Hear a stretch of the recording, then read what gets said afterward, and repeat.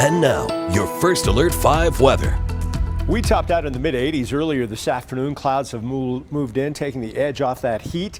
It's 80 currently, very nice out there. South breeze just a little past 10 miles per hour. Pueblo, gorgeous day, 88 your current temperature. Those clouds feeling pretty good after all the intense heat you've suffered through for the past couple of weeks. South wind at 19, that's sustained out at the airport. Again, there's a different view from Pueblo looking out toward the wet mountains. There's some thunderstorm activity across the higher elevations. Radar will display exactly where those thunderstorms are, and we're really quiet across El Paso County right now. Had a healthy thunderstorm northwest of the Springs earlier. That thing again is just running out of gas as it pushes off the hills, lifting to the northeast at about 15 miles per hour. Just some very light shower activity across parts of the Tri-Lakes area right now. Dry skies in Pueblo, dry in Canyon City. Tracking thunderstorms all the way back west to the Continental Divide right now. A lot of lightning with these monsoon thunderstorms. That's going to be a big hazard with these thunderstorms as we work through the rest of the afternoon into the night tonight. A lot of rain across portions of open country, portions of Otero County, Bent County.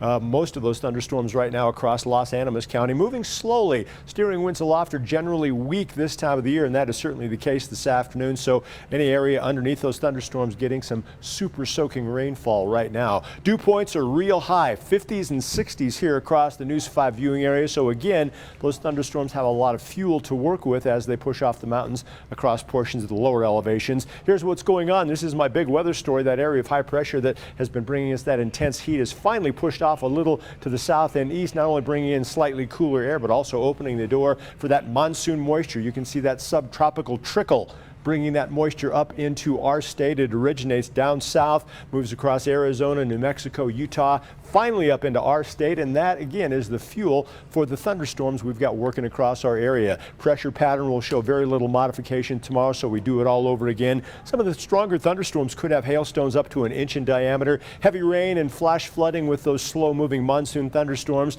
and damaging wind also a risk with tomorrow's batch of thunderstorms. Right now, it looks like the greatest likelihood of seeing severe weather out east of I-25 in this darker shaded green area. Of course, that could change between now and tomorrow, so make sure you join us for updates as we work through the evening tonight, our 10 o'clock show, and throughout the day tomorrow. Here's what happens to tomorrow afternoon. It's still pretty quiet in most areas. Business starts to pick up by 3 o'clock in the afternoon. You can see those thunderstorms pushing across parts of El Paso County, parts of Pueblo County, all the way south and all the way out into the far southeastern corner of our state. And there you go. Some of those thunderstorms will have some real good rainfall tomorrow. Of course, a lot of dangerous cloud to ground lightning as well. Those thunderstorms going to stick around until about midnight tomorrow night. Temperature-wise, this is good to see. We're going to have more of a northwest flow from the 7th through the 11th of August. That is simply going to mean some cool air across our area. Cool for this time of the year anyway. Temperatures slightly cooler than average, and that's always a good thing in the middle of summer.